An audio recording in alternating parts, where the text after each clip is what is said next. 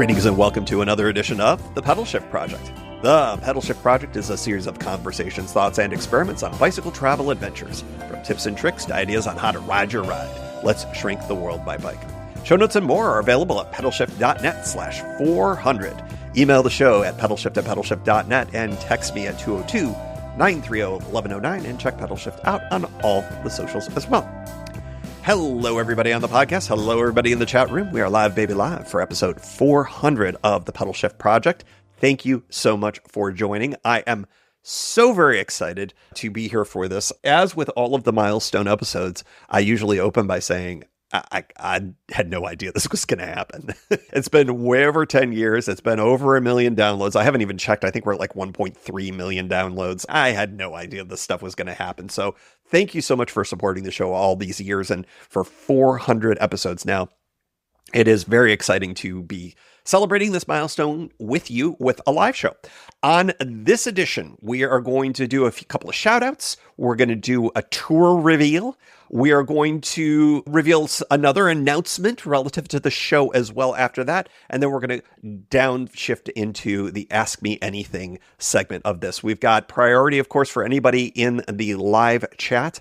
They get first dibs on asking questions, but I've got a whole bunch of different questions that are lined up as well from previous shows and from previous emails and whatnot. You can always ask me questions, pedalshift@pedalshift.net, and they will eventually find their way into a live show. So thanks so much for joining on that.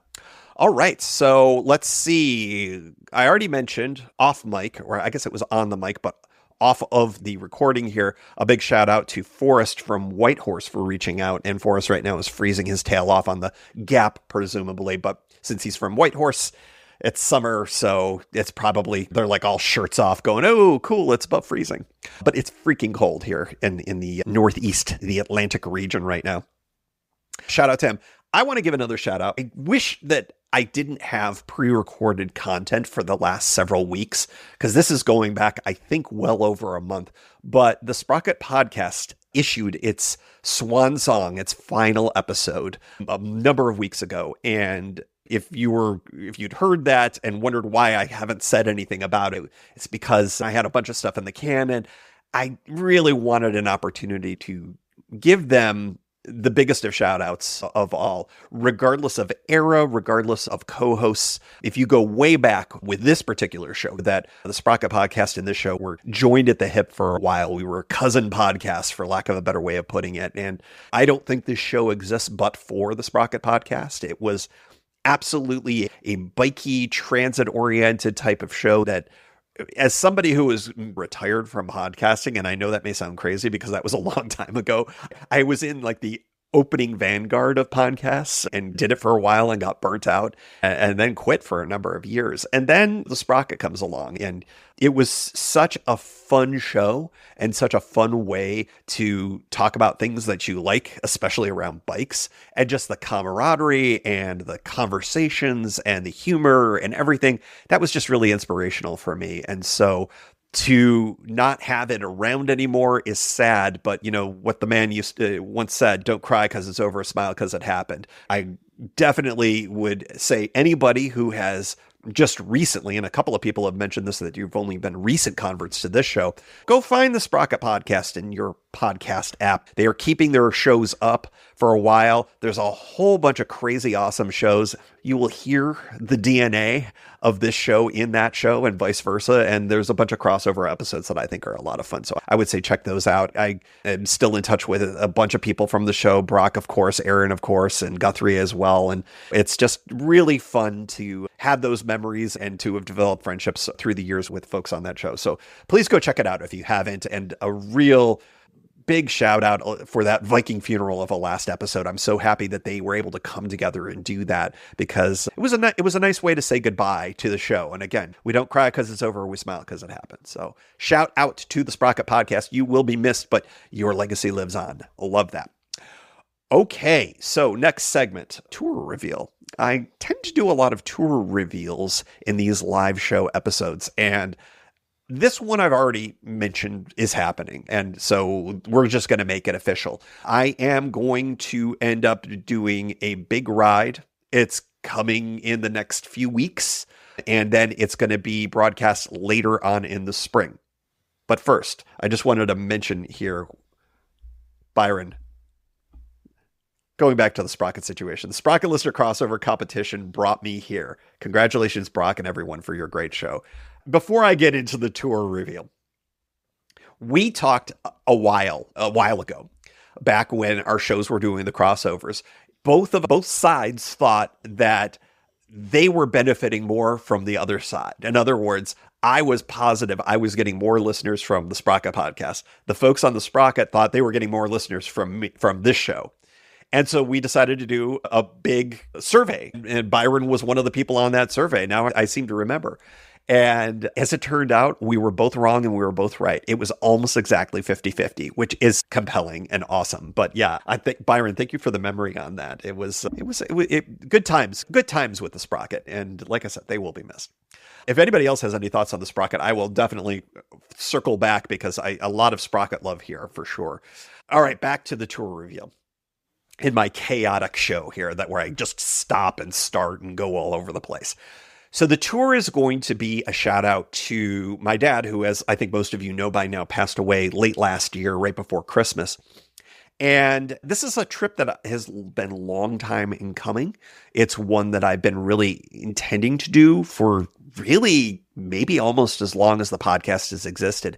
And that is to ride a bike all the way around Lake Ontario. It's going to start in Western New York. I think it's going to start in the town where my mother still lives, but I'm going to give myself a little bit of wiggle room there because the logistics of the start and finish line are going to be a little bit different for a variety of reasons I won't bore you with, but it's going to start somewhere in Western New York, I think. And I will be riding the e-bike, which is the new kind of element to all of this. I was originally going to be riding the acoustic bike, probably the Safari, and this will allow me to go faster. It would take over a week, pretty easily over a week, if I was to do it utilizing the Safari or the Brompton or something along those lines. But with the e-bike, of course, I'll be able to do it much faster and probably under a week is my best guess. If I'm hedging a little bit, and you notice that, I have not done a ton of planning. I've been really stretched very thin. And so this ride is going to end up being, and there'll be a prep episode and everything for it. You'll get the usual stuff. But this ride is going to be a little seat of the pants situation. One of the things that I will reveal as a part of this right now is it is not going to involve any camping. One of the things that I did was I did purchase a second battery. For those of you who have been paying attention to the news lately, things from China are going to get more expensive. I don't think that's a statement that has any political tilt either direction. It just is. We've got new tariffs coming in. For those of us who rely on a lot of things out of China, say bicycle batteries, I got ahead of that. So that was good. I now have a tremendous amount of range on that bike, but it's also very heavy to carry all of those things.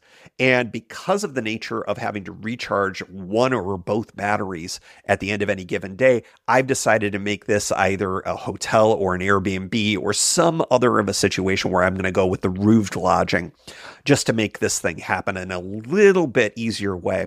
I also think that given the nature of some really huge urban stretches, particularly really from Oshawa all the way through Toronto and Hamilton, and then there's a little bit of a break until you cross the border, but then you're in Niagara Falls and Buffalo. It's a lot of probably camping light areas for a good chunk of the ride. And I thought, I know I'll be able to find a hotel or a motel or some type of roofed lodging just about at any point on the ride, but I can't say the same about camping. So that's the whole idea around all of this. And I have to say, like I said, it's a bit of a shout out. The lake was a really important thing for my dad. He had a boat after he retired, loved to fish, got out there on it. Not to get too morose here, but we were able to get him home and he had his last days being able to look out on the lake the whole time. And so that it seems to be a good thing, a good way to do a bit of a shout out to him and also to have a little bit of adventure, and arguably my biggest adventure on a bike in quite a while. So I'm excited about it. Of course, it checks a couple of boxes from the goals early in the year. It's a new adventure, a new route that I've never done before. It's on the e-bike, an expanded ride on the e-bike, more than just a shakedown ride. And of course, it's an international trip, which will be the first time I've done that at all, which is crazy after all these years. You would think I would have done that by now, but no. So I'm very stoked for it. Sarus Farivar is very stoked for it. We're all stoked for it. We're getting very excited about this trip. And I will let you know that it's going to be happening soonish, but the pod is going to be a little bit later in the spring. And that gets me into the announcement. And the announcement is this. I am going to, for the first time in the history of the show, going to take a little bit of a break. I'm calling it a Pedalshift spring break. And it is why I need a little bit of a break. And I need a little bit of time to get the next tour together and to be able to do the tour and all of that. But I am not going to leave you all hanging. The show will still be weekly, but what we're going to do is we're going to revisit a variety of the smaller tours that I've done. If you're new to the show, this will be all brand new to you, but starting in a couple of weeks, I think it's going to be, is that correct? Yeah, in a couple of weeks. So this show, this particular pod, if you're listening to it, it's on the 17th of April is when it releases. The following week will be the beginning of spring break. And I'm going to be rebroadcasting or repodcasting Game of Chance, which was actually a strangely popular tour, even though it fell apart almost immediately. It's one that I may end up revisiting the concept of, but Game of Chance will be the first of the repods. Then the cleanup tour, which honest to God, I can't remember what it was. I think it was, I was a series of things to complete tours or to complete things. I think it wasn't just one contiguous tour, but anyways, that's the cleanup tour will be next. And then the filling the blanks tour. Honestly, I don't remember any of these off the top of my head. So if you do, I'm sorry it'll be a repeat, but honestly, I'm looking forward to revisiting these because I remember Game of Chance because I was just over here on the C&Os where it led me, but these other ones I honestly do not remember. So sometimes I require the best ofs to jog my memory on things. But this is what we're going to be doing for basically all of the remainder of April and all through May. So a bit of a break for me, but still good content, I think, for all of you. Then at the end of the spring break, and we're going to restart the pod with episode 401 with actually something that I was surprised that I was able to pull off. And that is an adventure in Los Angeles that I literally did just this week. And I'll talk more about that in a little bit. But I wanted to note here, we got Mark here from Oneida, New York. Now, I don't believe I'll be going through Oneida as a part of this ride, but reasonably close, of course. And let's see, we got Mark Van Ram is going to the Finger Lakes in July. I won't be in the Finger Lakes. I'll be well north of them, but that is a fabulous place to be. And let's see, a lot of New York stuff going on here. Ticonderoga here. Oh, wait. Whoops. Sorry. I got more comments. So as I hit click, it went to the wrong one. Yeah, Mark planning to ride from Ticonderoga to Bar Harbor on the Northern Tier route this summer. That sounds pretty cool. And Sarusi says, well-deserved spring break. Thank you, sir. For those of you who are new to the show, I have been weekly for, I think, 8 or 9 years. And I take 1 week off every single month, but it's not really a real week off. It's a rebroadcast of an episode that's at least 100 episodes old. So it's fallen off of the feed. And that's a great way to just make sure that anybody who's new to the show still is getting new content. So yeah, it's pretty good. And it's worked out well for me. And that's why I thought the spring break, I'll stick with that as a way of doing it. And Karen's, thanks for the heads up and looking forward to Thursday listens. Yes, we will stick with Thursday. Absolutely. I'm glad everybody likes their Thursday content. And Scott gives a shout out here. It's nice to revisit some old tours. I totally agree. I can't remember, honestly. I really don't know. Game of Chance we're opening with, because I think there's a really strong chance that I redo Game of Chance in some other context. And what I might even consider doing is I may open up some of the chance options. For those of you who don't know about Game of Chance, I literally had some randomization elements for the tour in terms of direction that I would go, whether I would camp, whether I would stay, whether I would continue. And it ended up really flaming out in its own way. But at the same time, it was cool to literally make things random. And that's what we'll end up doing with that. So yeah, that's that. Oh, and Sarus, I came back to California and didn't tell you guys. Here's the thing. It was a work trip. And as you'll find out, the reason why I was in Los Angeles was I was at UCLA for a conference on artificial intelligence, but it was literally just one day. So yes, I was out there, but no, it was not a good chance for any kind of meetups or anything like that. We will try to do something like that at some point. I would really like to do that. All right, so that's the news. Those are the announcements. I think that the LA Bike Adventure is going to be really fun to break out of the spring break. Break out of the spring break, I guess that's the way of putting it. It was a surprisingly cool trip. I will reveal what it was because I don't think I'm going to do a preview episode. I think you're just going to get it. It will be the first episode, I believe, of June. So we won't have a best of that month. Is that right? I can't remember. You'll find out. It's weeks down the road here. But I was at UCLA, which if you're familiar with the LA County, it's in Westwood. Beautiful campus. I'd never been there before. Was there for a conference. And right outside of the area that I was, there was an LA Metro bike stand. So they're LA's bike share. And long before I went out for this trip, I recognized that there was an opportunity there. I had, I think, 7 hours. I was taking the red eye back from LAX. And I thought, why don't I just ride a bike all the way back to LAX? And so I did as best I could as I discovered the bike shares don't quite go close enough to say I rode my bike all the way back to LAX, but I went as far as I could, literally the furthest that I could. And it was a fun little adventure, and you'll hear all about that in June. That will break the spring break. And then we'll get into the Lake Ontario adventure. There will be following the LA trip, there will be a preview episode because this is going to take us all through the summer, I think, when all is said and done. Pretty exciting stuff. All right, everybody, I'm gonna vamp for a moment here because what I want to do is, as mentioned, we're in the AMA section, the Ask Me Anything section, and everybody in the live chat gets first dibs on AMA. This can be questions about cycling, questions about camping, questions about drinking red wine out of a Chewbacca mug. Hold on, there we go. There's my guy. There's my Wookiee. Anything like that. If you'd like to know how to rehome a cat, I've gotten very good at that. I'm doing that right now. It's very exciting. Not my cat. No, my cat's good. My cat is stuck with me. This is my mother's cat. Where she moved to, she was unable to take her cat, and it was a bit of a stress in my life, but I have found a home. The cat is staying within family, but the cat is going to be going to the West Coast, so it's a thing. Questions on rehoming cats. I'm your guy. I do have other questions here, though, and what I'm going to do is I am going to start off with a question that was sent in by Terrence, who I don't know if Terrence was able to make it. I think Terrence had a loss in family or friends. We'll start off with the AMA from Terrence, and sorry about your loss, Terrence, again. He asks, you have been riding close to the same Florida route for a number of years now. You've noticed, so have I.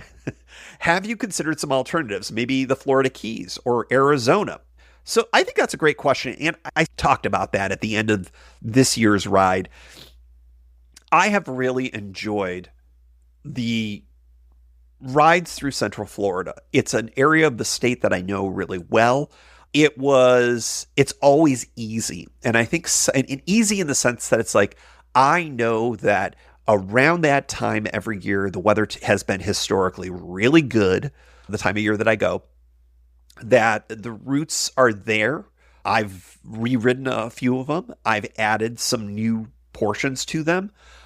And flying down with the Brompton has been historically very easy. And a lot of things have changed. And most notably, the ease of which that I could get the Brompton down there may be changing. Southwest Airlines is changing some of its policies, and it's unclear to me whether or not my ability to get the Brompton on and still be able to check bags is going to be as easy. For those of you who pay any attention to airlines in the United States, this is an airline that for decades, literally, it was big on free checked bags. You could check 2 bags, and I could bring aboard 1 item, and my 1 item was my Brompton. And so that allowed me to bring all of the camping gear, all of the gear that I ever needed, and I could check those for free and go along with my day. Southwest Airlines is now changing all of its policies, and I believe that's going to be the case next year. So that kind of puts a few kiboshes, or maybe it's just it would cost me a few extra bucks. I don't know. Probably just maybe $50 extra. It does change the elements of the travel to the whole thing. And also, let's be honest, I've done this ride, as Terrence noted, a few times, and it's been a little different every year. Sometimes I did it backwards. Sometimes I started in Tampa, sometimes in Orlando. Other years I've done slightly different routes. I've gone into Disney World 3 different ways, I think, as my finish line, but I've done it. I've done it a few times. And so, yeah, I do think that next year in 2026 is likely going to be a different ride of some type.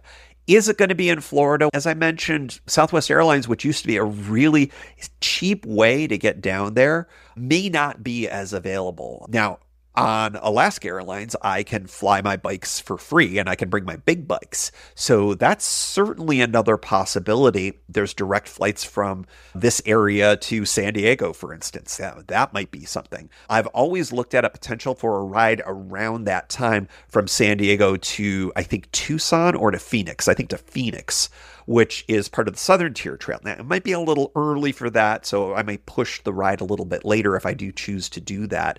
But it's early enough that it's still cool in the desert, but it's still winterish enough that you got to bundle up at night. So those are some different ideas that I've been considering.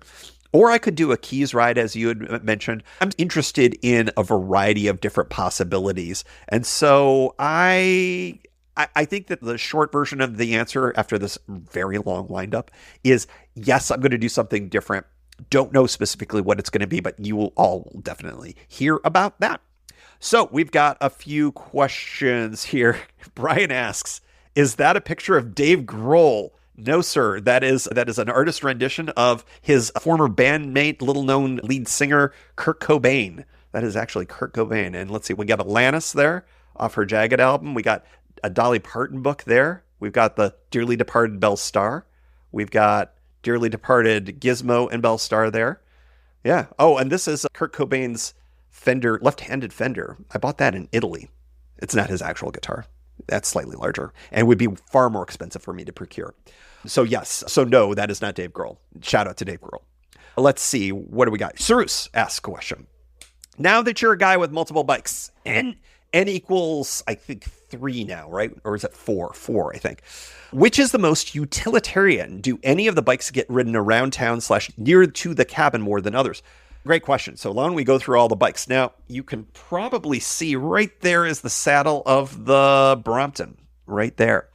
The Brompton is probably, I would say, the bike that gets ridden around town the most.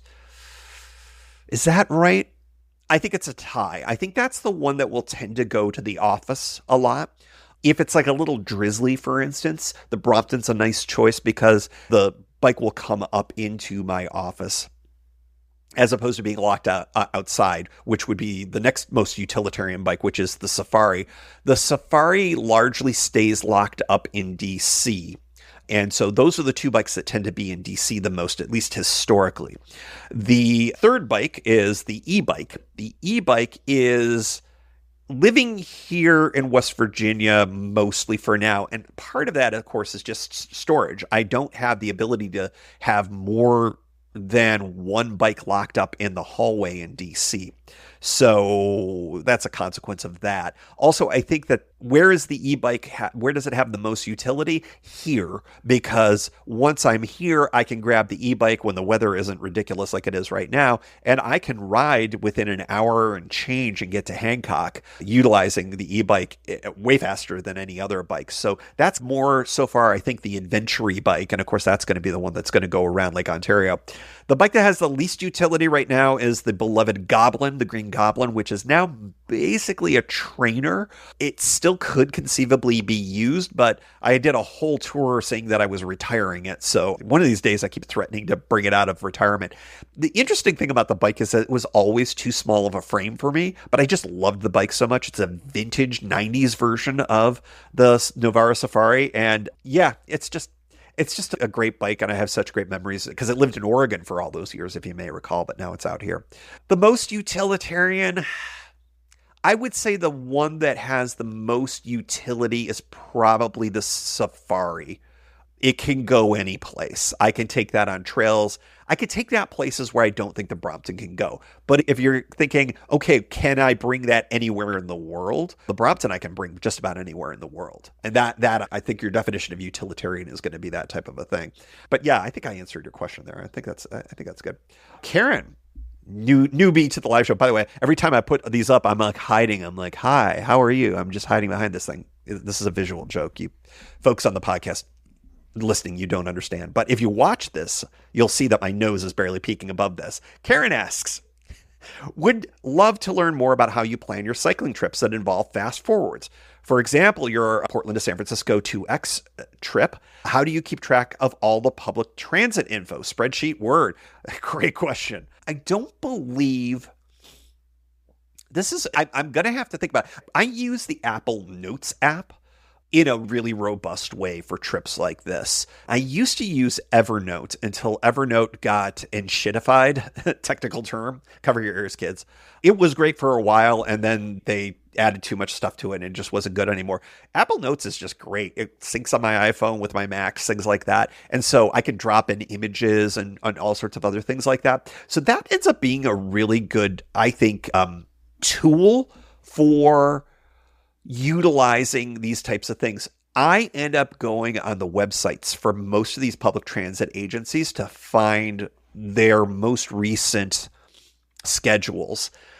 But I often use Google Maps and their transit scheduling as a way of getting a rough idea of what's available out there. And then I'll also do some other types of research as well.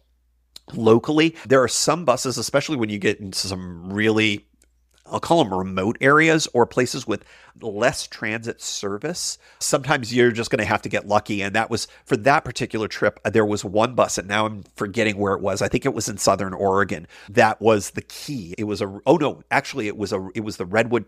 It wasn't Redwood Transit. There was one in California. There was one in Oregon that were newish to me. And those were the ones that allowed me to figure out the whole thing. And so those were really helpful. So how do I go about doing it? All of the things that I mentioned, Karen, and then putting stuff into my notes app, which is good because then I have offline access to it. And of course, in many of these places, you end up not having access to mobile data. And that is a really key thing to have. I think that's probably the best way to put it all in there. I believe I may have at one point made a spreadsheet. One thing that I thought that was also fun and interesting is on YouTube, there was a channel, and you'll forgive me, I can't remember who it was, but if you're into transit at all, there's a whole host, there's this whole universe of various channels where they're Gen Z kids that are doing like transit stuff, and they're hysterical, they're funny, they're informative. Miles in Transit is the one I'm thinking of the most. But this was a different channel. This was a guy, I think he's based out of Seattle or Tacoma. And he did what I did, but all transit. And that was to ride from Seattle all the way down to San Diego using all transit. It's a little reminiscent of my DC to Boston ride many years ago. I was able to connect a couple of slots with a bicycle. He was able to do it all with transit. And one of the reasons was he went inland in California to be able to like do the thing that I would have to do by bike on the coast. Check those out. Anyways, that was a long way of getting to the point. He used a spreadsheet and you were able to download that and look at that. And that was really handy. I thought it was really interesting. So that's how I do all of that, Karen.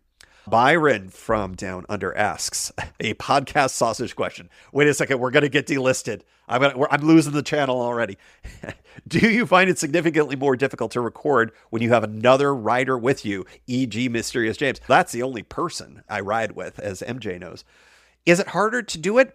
No. What you may have noticed is that when I'm riding alone, I will tend to record while I ride sometimes. And then also, of course, in campsites or on breaks or things like that. That's unchanged when I've ridden with MJ. The thing that's actually, I think, less difficult is just plunk of the phone down on a picnic table and then just us shooting the breeze. That's actually fun. And it's especially been a little bit easier now that James is, I think, understanding and a little more comfortable doing it. So that's why I think that's worked out really well. So I would say it's not more difficult. I think if anything, it's a little bit easier because I'm not solely responsible for the content that ends up coming out. Sometimes having a conversation is much easier.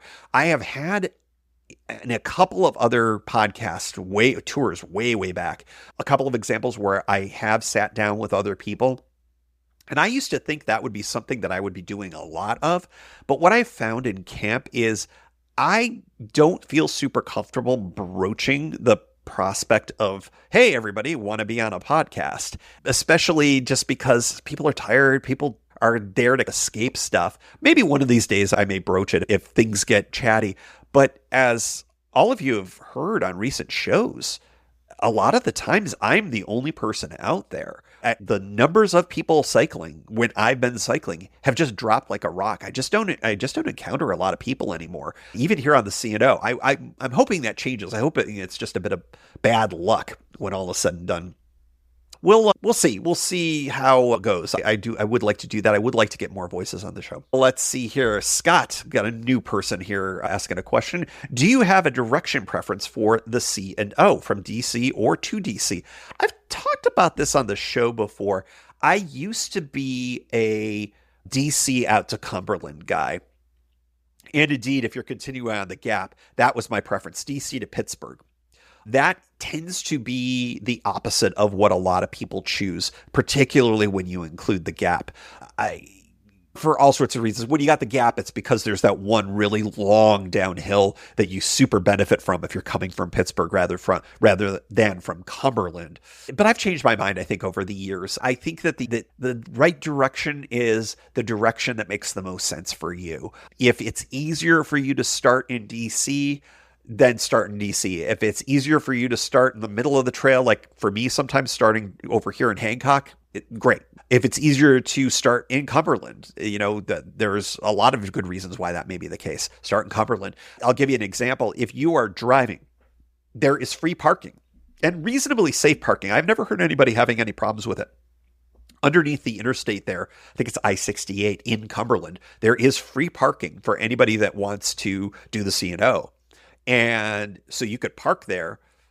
Your car is safer, I would say, than being in DC. Just that's a numbers thing, I think. Also cheaper. It's free. And very few places that you could park for free in DC with reasonable expectations of safety for your vehicle. Yeah, you could be out in the suburbs, of course. You could take the metro. And there's there's lots of good places you could do. But maybe Cumberland is better for you. Maybe you're coming from somewhere in the Midwest, and that's the closest spot for you to start. Yeah, then park your car, ride to DC, take the train back. That's a great way to do it. Or if you're like me and you spend some time in DC, maybe it's easy to just roll right out. So I would say whichever the place is easiest for you to start from is probably the best bet. Sometimes it's time of day. Sometimes train availability is a factor. Yeah, that's what I would say about that. Let's see. Adam asks, have I ever eaten bison meat, burgers, sausage, or steak? I have.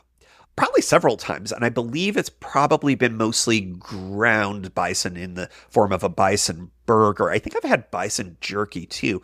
I don't eat a ton of meat anymore. It's not that I don't. I wouldn't characterize myself as a vegetarian, but I am very light on the meat. But I will say bison's pretty good, and I do like it. It's when I've had it, it's good. I don't know when the last time I've had it. It's been a long time. You would think I should have gotten some in North Dakota, right? Because I could have gotten it in a bunch of different places there. Let's see. Mark chimes in on the downhill uphill aspect. Pittsburgh to DC is more downhill in the last, say, 15 miles or so. I think that's the best argument for going in that direction if you're including the gap. I would also say, however, that when you are going in that direction from Pittsburgh, it is an ever so slight uphill gradient, and it's barely more than flat, but it's over 100 miles of that. And so I find that the fact that you don't get much coasting time is a little bit of a drag. Your mileage may vary. I think that's everyone has their own take on all of this. I want to back up to Cyrus. Cyrus asks us another question here. Do I have any interest in riding gravel or dirt? I do it all the time.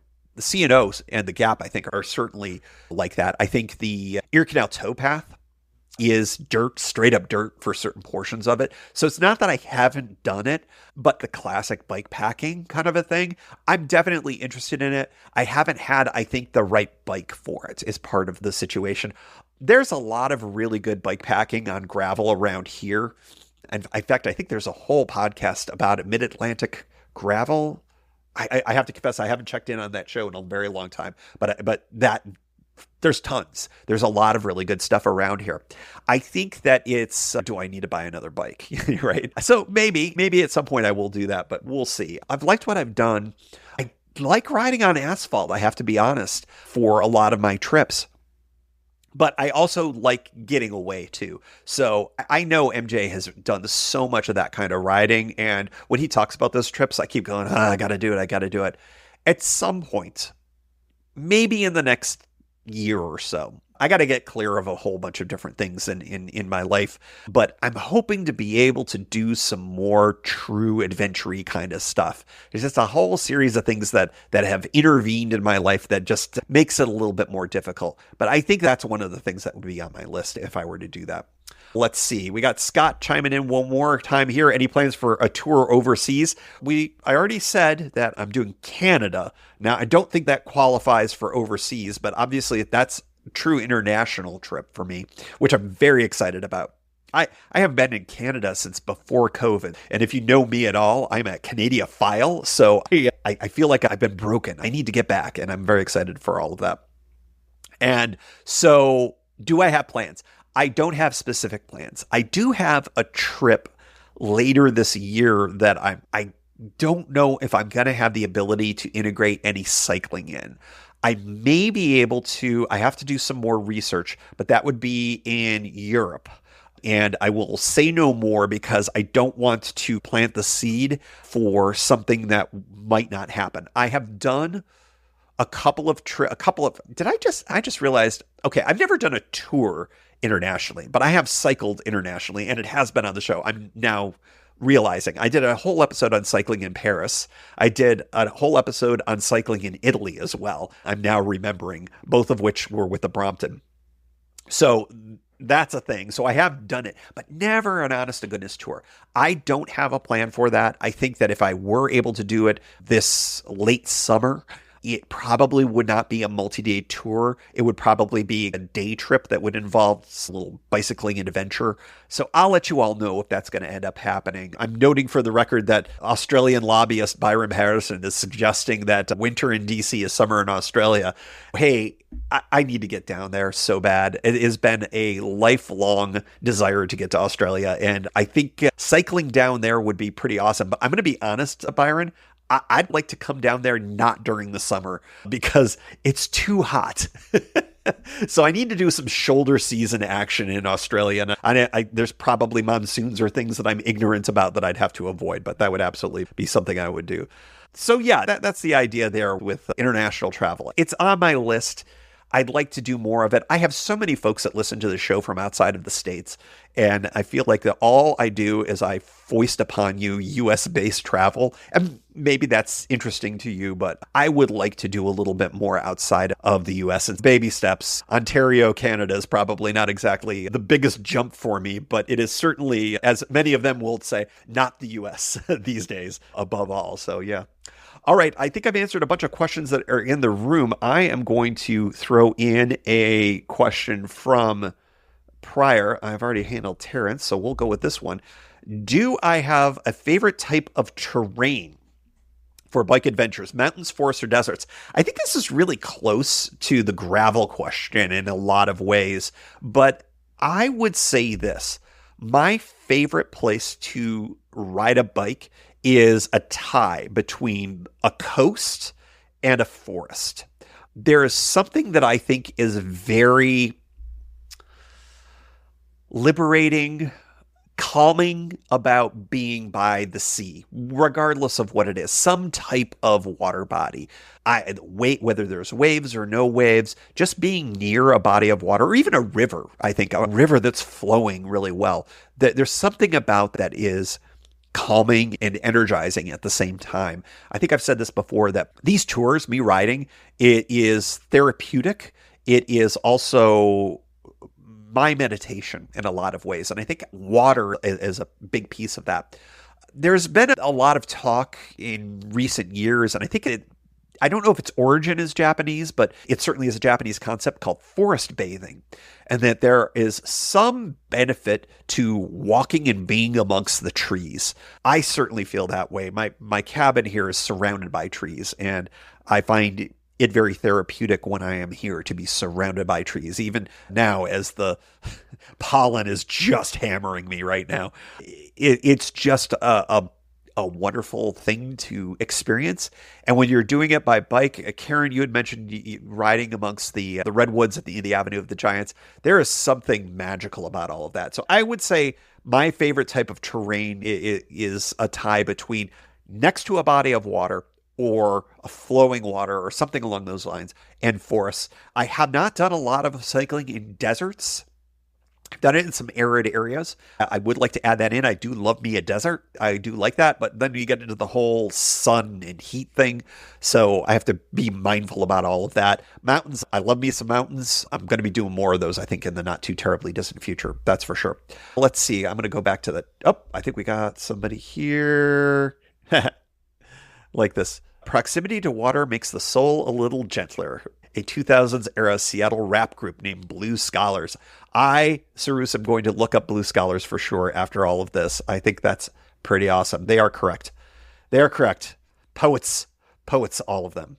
All right, so let's see. What do we got? We're rocking another 8 or so minutes until the end of our time. This was a good one. I answer all questions that come. This is a combo. This is pop culture and cycling. What's your favorite Prince song to listen to while biking? Okay, this is a complex question. And I realize right now that I've got to pull up my I do have a note on that. I have a note on this, and I'm looking at a different monitor for those of you in the chat room here. I have, since I was in Minnesota last, while I was at Paisley Park, Prince's home / studio / mansion / recording paradise, I literally sat there in the cafe drinking a lavender coffee of some type, and I ranked my Prince songs. Here's what I'm going to say. I'm going to give you my top Prince songs in order as I sat there in Paisley Park. As with all top 10 lists, you're going to change your mind, but I think this was important, my top songs ranked. Number 1, it's not everyone's favorite. People are like, oh, it's one of the big ones. No, mine is 7. 7 is my favorite Prince song. I always have loved it. I don't know why, but it has always spoken to me. Number 2, Let's Go Crazy. That's one that's most people's number 1. Raspberry Beret. If it was warm, she wouldn't wear much more. It's just so good. Purple Rain coming in number 4. When Doves Cry, number 5. I Would Die For You, number 6. Little Red Corvette, number 7. Number 8, 1999. Number 9, Cream. And number 10, You Got the Look. Little Sheena Easton there at the end there. So anyways, which is my favorite for cycling? Boy, I think it's got to be Let's Go Crazy. I think 7 is, although it's my favorite song, I think Let's Go Crazy is probably your best bet for a little bit of energy, I think. I'm looking at some of the... Bat Dance. That's further down my list, but Bat Dance. Oh, a little more chill one. Sign of the Times. That's a low-key excellent one. A lot of these are mid or up-tempo songs on my list, but Cream's a little bit of a ding, ding, ding, ding, ding, ding. Yeah, that's got some rhythm to it that would be good for cycling. There's a lot of stuff. Prince is just amazing. Highly recommend. Go to Minnesota, get a rental car, go to Paisley Park. It's in the suburbs. It's a good place. If you're a Prince person at all, you should go. If you're not a Prince person, you should go and you should become a Prince person. That would be my recommendation. Let's see. Okay. I am going to, and anybody wants to put your favorite Prince song for cycling to, please put it in the comments here. I would love to see that. Next one. I've got 2 more questions here, and maybe only time for one more. Let me go with this one. How do I choose my routes for bike tours? Any specific tools or apps that I swear by? I would say that, and I think I've talked a little bit about this in the past, but let me throw it out there that when I am designing a new tour, one of the first things that I do is I look to see if it's got an established route, because that's usually a very handy type of thing. That means that there's often infrastructure there, and if there's infrastructure or a lot of people cycling it otherwise, there's expectations from drivers if it's on asphalt. If I'm in a place where I'm sharing the road with motor vehicles, there's expectations there. And so that's often what I would do. Adventure Cycling Association, the US Bicycling Route here in the States, of course, there's the Eurovelo routes. Canada's got a system as well. Looking for established routes is a really good place to start. It doesn't mean that you have to stick with it, though. Sometimes you'll want to be on a part of an established route for a little while, but you'll want to break off from that. If I am going to be breaking off from an established route, I think one of the best tools that's out there is Ride with GPS, the app. I've been a paid member of Ride with GPS for a really long time. It's a great app. They have a whole variety of shared routes that basically once you upload it, it's part of the shared system if you make it public. And so a lot of people have been really kind and have shared their routes, which I think can be really handy. Now, it's not necessarily something where you can just go by one person's route. And that's why Ride with GPS has a wonderful feature, which is a heat map, which you can overlay on top of any given route. So if you look at someone's route and you go, oh, I wonder if this is popular or not, you throw the heat map on there. And if it's glowing, then you know that a lot of other cyclists have used that route as well. That's a good way to get some local intel because it tends to be a lot of folks who are local riders who will use that as part of their local route. So that is a specific app that I would swear by. And then the other one that I think is really handy, and I literally just used it this week in Los Angeles, Google Maps. Google Maps bicycle routing doesn't always get top marks. I have ridden it on multiple occasions where it will favor a terrible route to get you off of a road when keeping you on a road with a big wide shoulder would really be a preferable thing. I was in Washington State, I remember, and those of you who go way back in the pod remember this story. If I had just stayed on 101, it was a big wide shoulder, 10 feet wide, and it would have taken me probably 20 minutes to get down to where I eventually came out. It set me on a logging road, and it was a big, long climb and a really gnarly descent with really rocky. I think this was on my 2014 full Pacific Coast ride. So yeah, Google cycling directions, Google Maps cycling directions, I think it's a really solid thing, but you do want to mix that with its cousin, and that is Google Street View. I have used that for sussing out whether or not a route is, frankly, dangerous or not. And I have stopped myself from going on certain routes that seem more direct because when I've looked at them, I'm like, no, this is not a super safe route. There's not enough of a shoulder, or it looks very busy, or it looks more like a highway than a proper road to bike on. And everybody's comfort level will differ on that. But I think that those three things, Ride with GPS, Google Maps, and Google Street View, which is, I guess, a part of Google Maps, great tools to use, and I use them all the time. I will absolutely be relying on that for the Lake Ontario ride because there's a lot of different ways that you could go and there's a lot of different options. And I think that my instinct is to try to hug as close as possible to the lake. But I also know that there's going to be a lot of instances where I'll be nowhere near the lake. And so there may be some other options. I will do a big circle. It's just I may be way away from the lake at certain points. And the Google cycling directions will be really handy for all of that. All right, that's the end of our questions. I would like to say Karen chimes in with Take Me With You as a Prince song. Now, that is fantastic. I think that did not make my list. I think I got down to 25 or 30 songs, but I do Take Me With You. That's a great song. Shelley asks, do I have a recommendation of a good segment of the C&O Canal for a beginning cyclist? I can't ride a lot of miles yet, so that's a factor. Shelley, I would say this. If you live near any of the sections, that's the one that I would say you should go with. Whatever one is the easiest to get to. I would say that the section that is considered the worst right now here in 2025 is on the west side out by Cumberland. It gets wet. It gets dodgy at times when the weather goes downhill, but a lot of the trail has been resurfaced, and it's been resurfaced largely in the middle sections of it. So I would recommend somewhere around there, starting around Harper's Ferry would be good. Harper's Ferry to Shepherdstown is a really good one, especially if you can't do a ton of miles. That, if memory serves, will be about 10 to 12 miles, And that will be a really good one. You're going from a town to a town. You can park out one end and go to the other and turn around. So that may be more miles that you can do. But if you do it with a friend, maybe, and you put a car at either end, that might be a good way to do it. You could always just do a loop. You could just go out a little bit and come back as well. But that would be the section I think that I would recommend the most. Shepherdstown is awesome. It's my favorite of the trail towns. It's on the West Virginia side. And it's been too long since I've been there, so maybe I'll go tomorrow. We'll see. But yeah, that would be my recommendation. Good luck, and keep in touch with all of that. The C&O is my home trail. I love it. It is probably the trail that it has meant the most of these 400 episodes. So this is a good time, as Scott says, to give a shout out to 400 more episodes. I don't know if I could. 400 more is a lot. 400 more would be a lot, but I will tell you this. Thankfully, I am going to be taking a little bit of a spring break. And so the odds of me being able to do another 400 of them is certainly going to be a possibility because of the spring break. Thank you all for your patience with me on that. Enjoy the best ofs with all of that. They are going to be starting the week after this podcast goes live. So it'll be starting on the 24th of April. We'll be taking a few weeks doing that.